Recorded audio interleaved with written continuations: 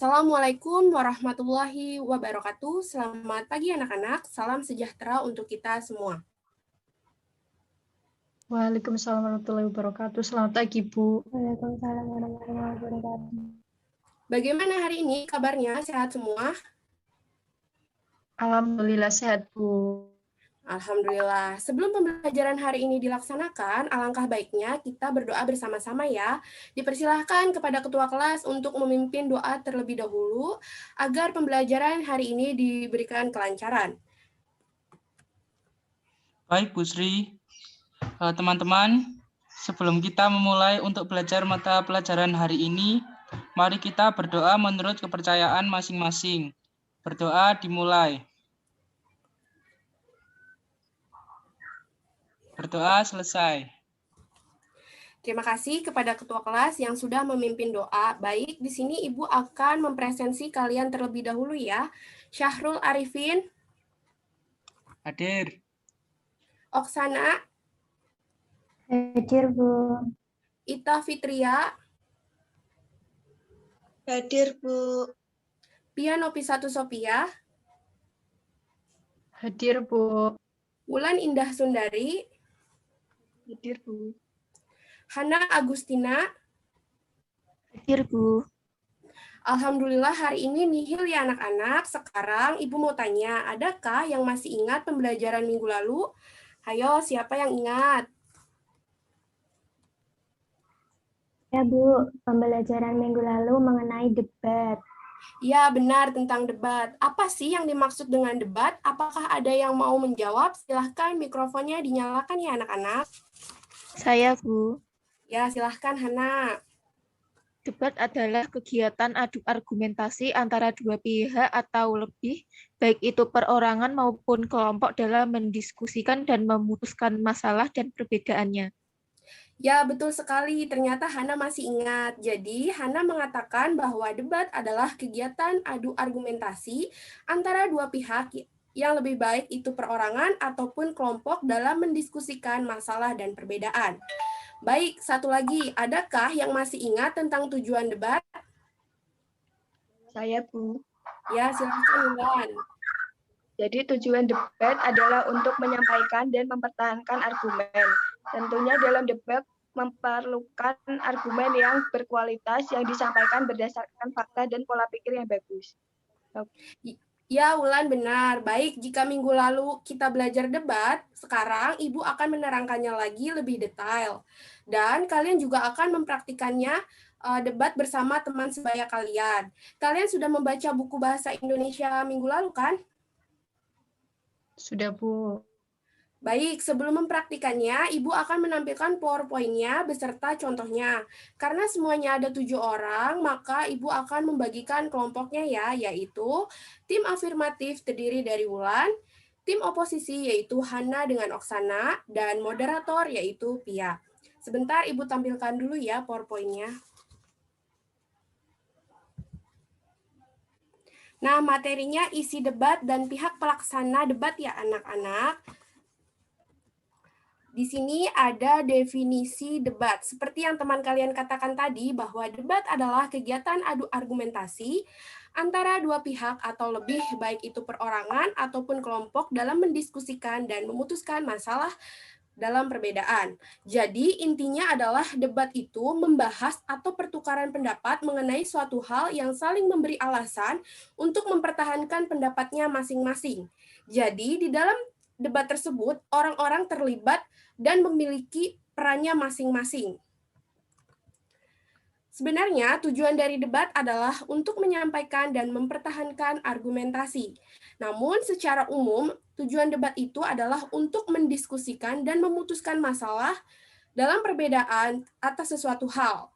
Nah, tujuan dari debat itu intinya untuk melatih keberanian mengemukakan pendapat dan melatih mematahkan pendapat lawan. Di sini ada ciri-ciri debat. Ciri-ciri debat yang pertama adalah 1, terdapat 2 sudut pandang yaitu bagian pro dan kontra. Lalu yang kedua adalah saling mempertahankan pendapat. Saling mempertahankan pendapat atau argumentasi yaitu antara pihak pro dan kontra. Lalu yang ketiga adanya adu argumentasi. Dalam bagian ini, pihak peserta debat itu saling memberikan opininya masing-masing agar mendapatkan kemenangan. Lalu yang keempat adalah hasil debat diperoleh melalui voting atau keputusan juri. Jadi ketika kita sudah melaksanakan debat, hasil tersebut akan dilakukan melalui voting atau keputusan juri. Lalu yang kelima adalah sesi tanya jawab terbatas.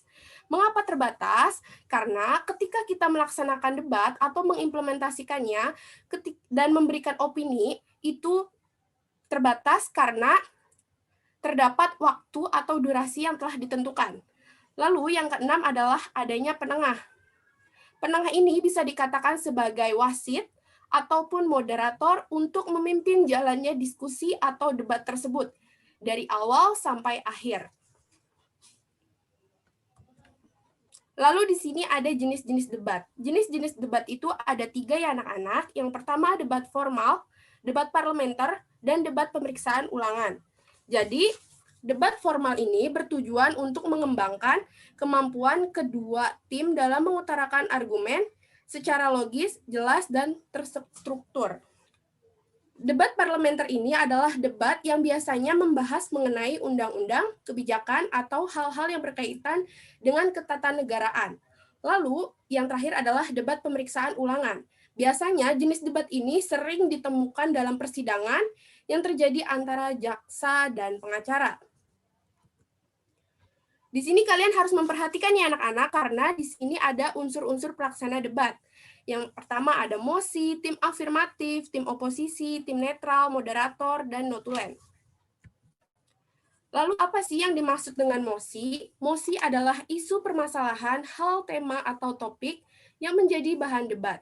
Mosi biasanya berupa satu kalimat utuh, minimal berisi subjek, predikat, dan objek. Jadi intinya dalam mosi ini adalah suatu hal atau topik yang diperdebatkan oleh peserta debat. Lalu di sini ada tim afirmatif. Apa sih yang dimaksud dengan tim afirmatif? Jadi tim afirmatif ini bisa dikatakan tim pro atau tim positif juga. Dengan demikian, tim afirmatif adalah kelompok yang setuju dengan gagasan yang terdapat dalam mosi. Lalu di sini ada tim oposisi. Nah, tim oposisi ini merupakan tim yang berlawanan dengan tim afirmasi tadi, yaitu tim oposisi adalah kelompok lawan afirmasi tidak setuju dengan gagasan yang terdapat dalam mosi. Ketika kita melaksanakan debat, tim oposisi akan menyanggah dari tim afirmatif tadi, lalu memberikan alasannya mengapa tidak setuju dengan mosi tersebut. Lalu juga kemudian ada tim netral. Seperti yang kita ketahui bahwa tim netral ini adalah tim yang tidak berpihak kepada siapapun. Jadi, tim netral adalah kelompok yang memberi dukungan untuk dua sisi, baik setuju maupun tidak setuju. Jadi, tim netral tidak memihak kepada tim oposisi maupun tim afirmatif. Yang kelima yaitu moderator. Moderator, seperti yang Ibu katakan tadi, sebagai penengah atau pemandu atau orang yang memimpin jalannya debat. Moderator juga bisa dikatakan sebagai wasit. Lalu yang keenam adalah notulen. Notulen adalah orang yang menuliskan jalannya suatu debat dan mencatat kesimpulan. Jadi notulen juga bisa dikatakan sebagai penulis. Mengapa? Karena mencatat kesimpulan dari awal sampai akhir. Lalu di sini ada isi struktur debat. Yang pertama, pengenalan, penyampaian materi, debat, kesimpulan, dan keputusan. Yang dimaksud dengan pengenalan adalah biasanya peserta debat memperkenalkan dirinya masing-masing. Lalu yang kedua adalah penyampaian materi. Penyampaian materi ini berisikan penyampaian argumennya masing-masing kepada tim mosi. Jadi pihak oposisi ataupun afirmatif akan memberikan opininya masing-masing. Lalu yang ketiga adalah debat.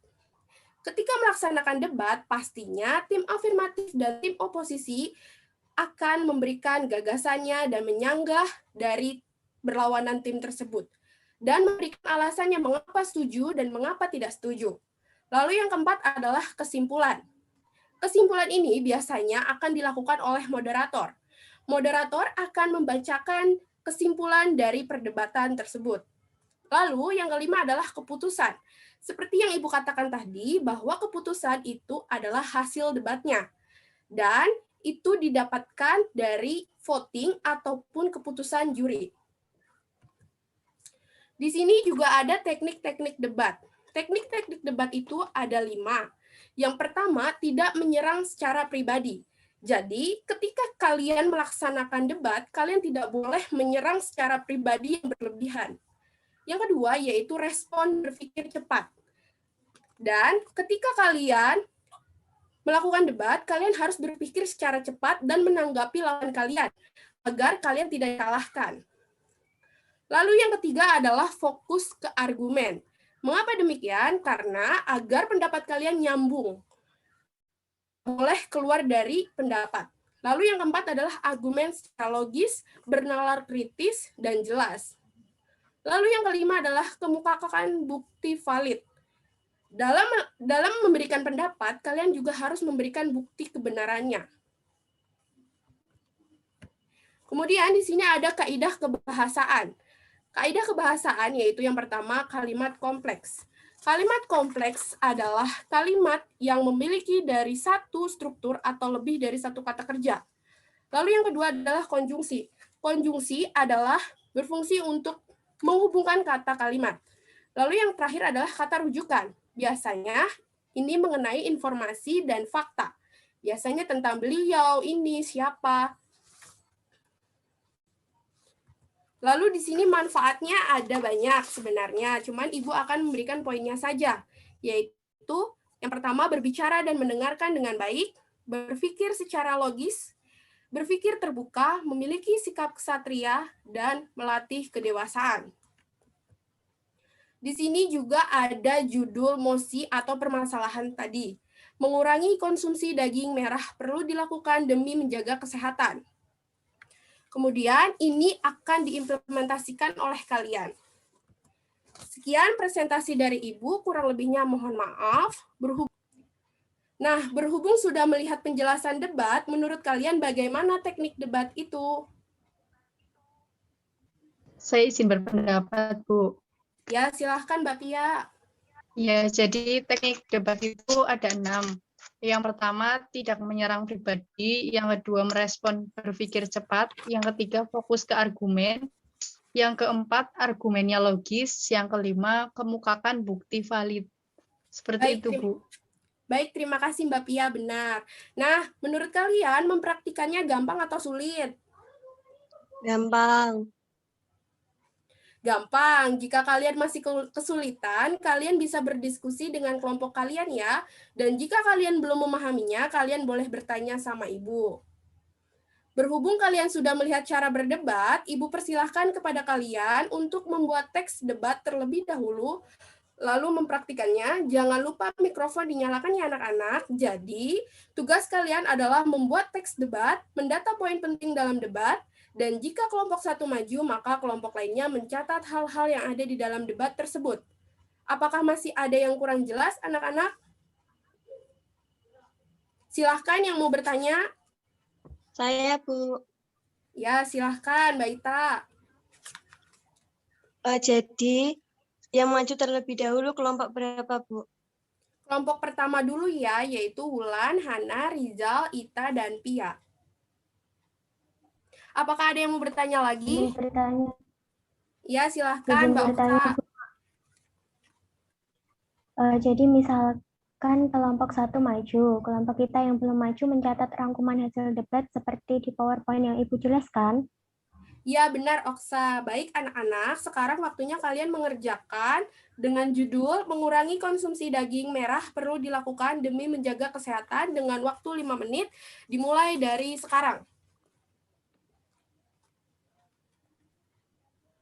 Ya, sudah 5 menit anak-anak. Sekarang Ibu persilahkan kepada kelompok 1 untuk mempraktikannya.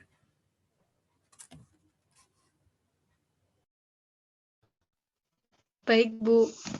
Assalamualaikum warahmatullahi wabarakatuh. Selamat pagi, teman-teman. Salam sejahtera untuk kita semua. Alhamdulillah atas berkat Tuhan Yang Maha Esa, kita bisa dipertemukan dalam keadaan sehat walafiat. Pada debat kali ini terdapat tim afirmatif, yaitu Mbak Wulan dengan Mas Syahrul, sedangkan tim oposisi yaitu Hana dengan Oksa, dan tim netral Mas Riza dengan Ita.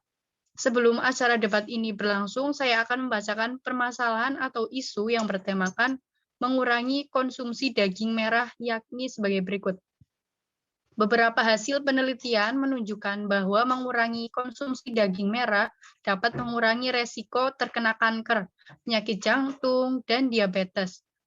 Namun, hasil penelitian ini dibantah oleh para ahli lainnya yang menyatakan bahwa mengurangi konsumsi daging merah tidak serta-merta mengurangi resiko terkena kanker, jantung, dan diabetes. Hal ini disebabkan kurangnya bukti yang menunjukkan manfaat yang didapat bagi kesehatan dari mengurangi konsumsi daging. Apakah mengurangi konsumsi daging merah bermanfaat bagi kesehatan? Silakan untuk tim afirmasi terlebih dahulu untuk mengemukakan pendapatnya. Terima kasih. Baik, kami dari tim afirmasi berpendapat bahwa mengurangi konsumsi daging merah memang bermanfaat bagi kesehatan. Hal ini disebabkan daging merah mengandung berbagai macam bahan kimia yang bersifat karsinogen atau menyebabkan kanker. Berbagai hasil penelitian juga dapat menurunkan risiko terkena penyakit kanker usus, kanker lambung, kanker payudara, jantung, diabetes tipe 2, stroke, dan serangan jantung.